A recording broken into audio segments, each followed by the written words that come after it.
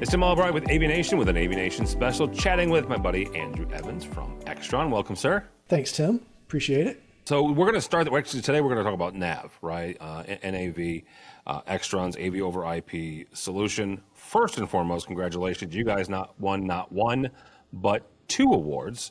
One for AV over IP, but also for audio and video distribution. That's right. Yeah, we were really excited to get both of those awards this year. You know, the NAV series has really been fantastic as an AV over IP platform, but to also be recognized as a video distribution platform as well, and coming away with some great honors from you guys, seeing it as something that really takes off in not just the AV over IP space, but also in some of those more traditional applications. Well, and talk for a second about the one thing about the awards is I have nothing to do with it, right? I say that somewhat tongue in cheek. I crunch numbers, right, which is never my strong suit. But it's our readers, right? It's our listeners. It's the audience. Talk for a second about what that means for your customers to come up and say, hey, this is a really great product. It should win. We certainly have video distribution products with XTP, DTP, Fox systems that would qualify as a video distribution system.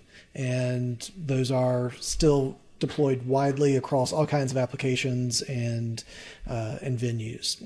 So for customers to go and say that NAV really is a product that they're very interested in, a platform that they're interested in, and to get behind us and support us with that, it really was pretty awesome to see that. AV over IP, certainly, it's been the buzzword for years, right? 10 years plus. At least, right? I mean, if you really want to go way back, there were products doing like MPEG-1 transport stuff 20 years ago, and it was challenging on a good day. So yeah, to really see things kind of come around on AV over IP and with the NAV performance, being able to deliver pristine video over a packet switched network, I really think that we're starting to see the industry really grab on to AV over IP. All right.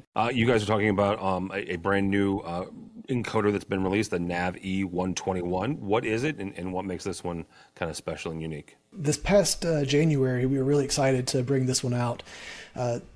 Previously, we had a handful of encoders and decoders, really great performing products. The 121, though, really sets itself apart, partly because of its size. We were able to keep the same great Pure 3 codec and intelligent selective streaming support in that product. So our firmwares are cross-compatible from this latest introduction with the entire series. But we got it down basically half the size of our previous encoders, which makes it more flexible for where you install it. Cuts down on the power consumption, cuts down on the thermal dissipation, all those things that you want to reduce when you start deploying these in space-constrained environments and trying to tuck them into different places. One of the other things it has something you guys call a power priority feature. What is that? With some of the other NAV products, you could either choose between a local power supply or the PoE functionality. Okay. And so when you've got PoE connected, it's going to take priority, and it's looking to get the power for the device from the network switch. And works great, cuts down on the number of things you have to integrate. You can manage power all through a central place at your switch. But what we were finding is that some people wanted to have a level of redundancy to powering their endpoints. And so what we did is took advantage of coming out with a new encoder, and we now give the installers, integrators, customers the option to choose whether they have a local power supply take priority or the PoE power take priority. So you can now have both of them connected simultaneously, and if you choose PoE priority, that's where it's going to look for powering up the device. If that PoE drops off for some reason, then you've got your local power supply. And conversely, if you wanted to prioritize local power, you certainly could. So this is really redundancy when it comes to the power supply, really, and your ability to say, okay, this one's number one, but if this one drops off, then immediately go to number two. Yep, exactly right. I want to hit on something that about the E21. Also, you said it's half the size of some of your other NAV products. Why is that increasingly important when it comes to not just higher ed, but also corporate spaces? The trend really has been for quite a while that the credenza of equipment kind of has disappeared, right?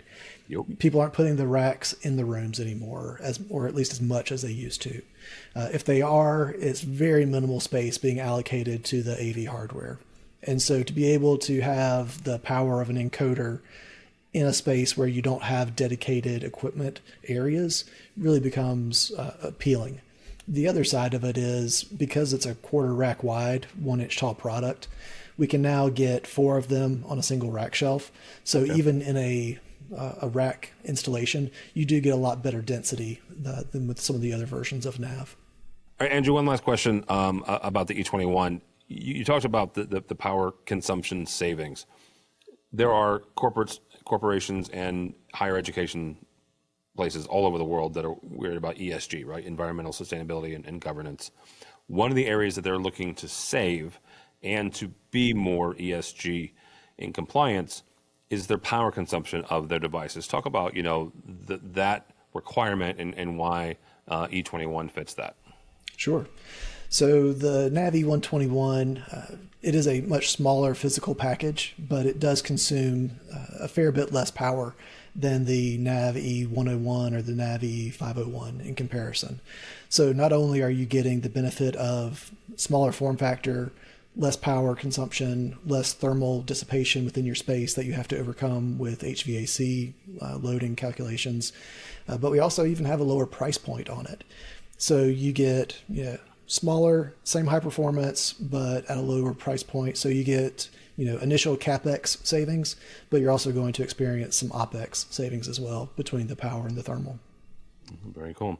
You guys are also talking about a new NAV release. A couple things coming down the pipeline there. You've got updates to Pure 3, in addition to updates to the Pure 3 codec, confidence preview, as well as a commissioning report. Let's start with the Pure 3 codec. What updates are we talking about? Our engineering team really spent a lot of time and effort with Pure 3 leading up to this release. And so Pure 3 codec is something that's been in-house for really a number of years. And we've taken it and updated it and extended its capabilities a few times in the past. But this one was really significant in that we were able to develop some extra error concealment and some encoding improvements so that the Pure 3 codec really excels when you start placing it onto converged networks. We've had deployments in the past where we were running on a converged network. In other words, there was corporate traffic, higher ed, whatever the entity might be, that was using that IP infrastructure that NAV was also using. We had a lot of success with that, but this latest release now takes that up a notch. And so what you'll experience now is greater efficiency over the uplinks between multiple switches. You'll see an improvement in the robustness of the reliability of the video. And so when you start having other things using up that pipeline, voice over IP, file transfers, email, web traffic, whatever it might be, you have to have a little bit extra headroom there in order for AV over IP to function.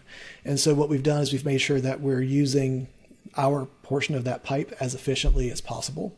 And with the Pure 3 codec, what you're going to see is that you have steady, pristine video, no line errors, no dropouts, no flashing of images, like you would if you had a different codec implementation. You and I have actually talked about this both online and offline about NAV being on converged networks. I want to pull that on that thread a little bit and talk about that and the fact that Extron developed this technology. And so you're able to take the information back from being on those converged networks for a number of years, take the information you're learning on those converged networks. How are you taking that information back and then doing updates like you just talked about upgrading and updating NAV in general to be a better network citizen? One of the things that happens with NAV deployments, particularly at the early stages of the system when we introduced it, is that we have a network technology support group. And that is a team of network engineers. They've got their CCIEs, that kind of thing. And so they come from the IT industry. And they have been really instrumental in deploying a lot of these NAV solutions with our customers, interfacing with the IT heads and making sure that they feel comfortable with these AV products being placed onto their networks. And as a result of that, we've gotten a lot of really great feedback from the IT side of the conversations, where the NAV product gets scanned in a lab or a test environment. They see how our bandwidth utilization is substantially lower than a lot of the other solutions that are out there. And as a result of that, plus the intelligent selective streaming functionality that's part of Pure 3, we really are able to live on these converged networks in a way that keeps it from having to stand up a separate standalone IP network for dedicated video and audio traffic. And so obviously there's some benefits to that, right? You know, the IT department's not having to spend extra money for a separate network. You're not having to pull new cables. You're not having to pay licensing fees to your infrastructure vendor to keep all of your switches up to date. And so there's a lot of economies that are able to be leveraged when deploying AV over IP, particularly NAV, onto these converged networks. And so it's been really exciting to see how something that was in the early days of AV over IP, people were totally hands off. They were kind of scared to put it on their networks, right? And so they stood up totally parallel networks. Yeah. And I think that attitude is really starting to shift, and that NAV with Pure 3 really is leading the charge when it comes to AV over IP on converged networks. Well, one of the things is, it actually gets us into another feature of the NAV is the ability to, first of all, have a confidence preview, like wherever you are, as long as you're on the network, right? What that does is that expands, the IT department's help desk to be able to troubleshoot, to bring up, exactly what's happening in that room. Again, but you have to kind of be on the same network. So without that, that actually adds a little bit more functionality. Talk about the ability to remotely support and remotely troubleshoot systems that are on a NAV network. The Navigator, which is our system manager for the whole AV over IP system, it's going to give you this single pane of glass overview.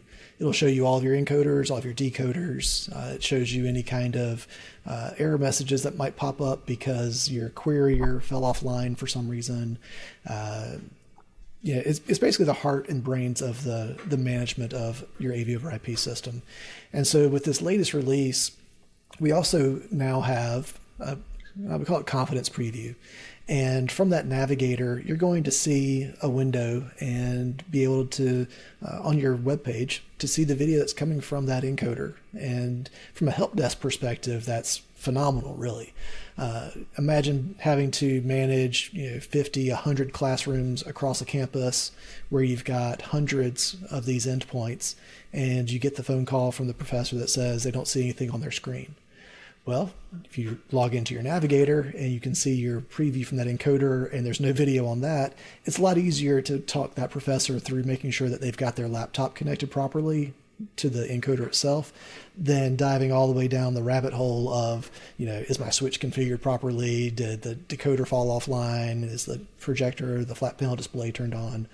It really speeds up troubleshooting, all without having to, hop in the truck or the golf cart and drive somewhere across campus. That saves a lot of time. It also, and it's been too many years, so the figure is out of my brain right now, but it costs X number of dollars per class hour that class is down or that instructor is down.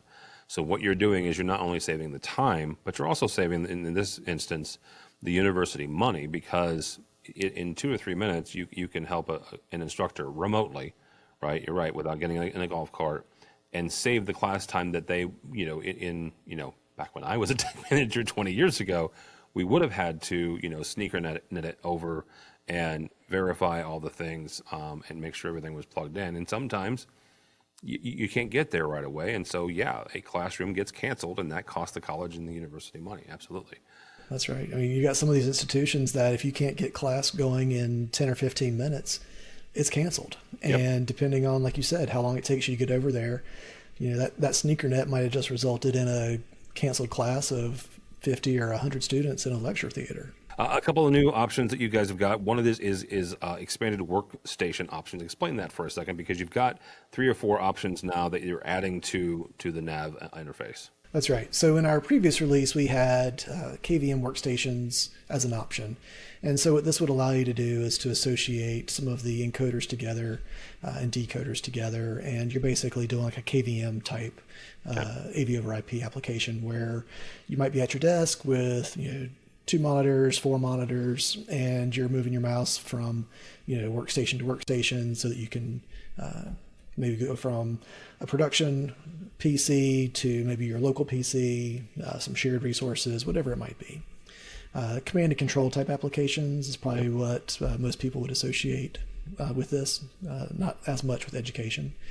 And so from that first release, we started to get feedback from customers that were very excited about it, but they wanted some additional features. And so we went back to engineering and gave them the requirements, and they were able to crank it out. And now we support up to 8 displays within that workstation group. And we support up to 30 different presets, making it easier to recall the different work groups that are configured. And then probably the other part related to KVM that when you start talking about 8 different displays, right? I don't know about you, but I've got a couple monitors here on my desk, and sometimes the mouse gets lost. Yes. And so now, take that up to 8 displays, trying to find your mouse, particularly if it might even be on different computers. And so what we do now is we have a way to highlight a border around the display to show where the USB is actively routed, so you know which display your keyboard and mouse are associated to. That's actually pretty awesome. I might want that at the home office at least. I might know a guy. Yeah, absolutely. You guys have long been invested in AES, right? And you guys have got a new AES 67 capabilities. What are you guys doing with AES 67 with this new release? So with the NAV system, we've got NAV audio, which allows us to encode and decode the audio as part of just the NAV stream. It's a separately routable stream, easy to switch, just like the video. You can do audio breakaway, really easy stuff. Previously, you had to choose between whether you're doing NAV audio or AES 67 audio. So with this new platform release for firmware, we've expanded the functionality. So now we can do ingress and egress of AES 67 on encoders and decoders. So that gives you these really nice on-ramps and off-ramps for AES 67 in a NAV system, so that you can integrate that with like the DMP Plus series of DSP processors, or if you've got a third-party DSP, certainly AES 67 gives you that interoperability to tie those different platforms together. Very cool. So basically you're able to take it in and out of the NAV system wherever it is. Okay. Finally, you guys have got something kind of cool here, again, as a former tech manager, that I would appreciate or would have appreciated it. And that's a commissioning report, right? So you've got an integrator comes in, they deploy a NAV system, and they're able to generate this report to give to their client. What is on that, and why is that important? I'll probably show my age a little bit here, but at one point there was a commercial on television which had some polite old ladies that said, "Show me the beef." Mm-hmm. Yep. And so prior to the commissioning report, we didn't really have a good way to show you how each encoder was set up. We didn't have a good way to show you the configuration on the navigator itself. You could do backups so that you had a system snapshot and you could restore from that easily if you needed to. But the documentation side was a little bit challenging. And so when you're doing your red lines for your clients and you give them their full drawing package of here's how your system was installed, one of the components that was previously missing was a way to show them how their NAV system was deployed.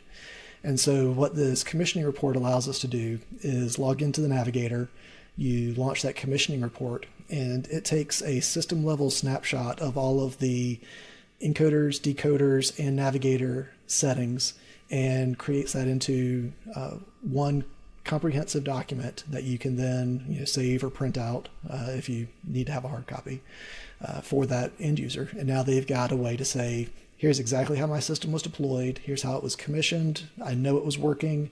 And we've seen it be used in the past where On these converged networks particularly, you might have an IT administrator who goes and they make some changes to some routing rules, or they might change some addressing schemes, and the AV guy gets kind of left out of that loop. Now things don't work the way they did, but you've got this documentation that you can go back to your colleague there in IT and say, hey, this is how it was set up, check it out. Can we get back to this, or can we make some changes to accommodate it?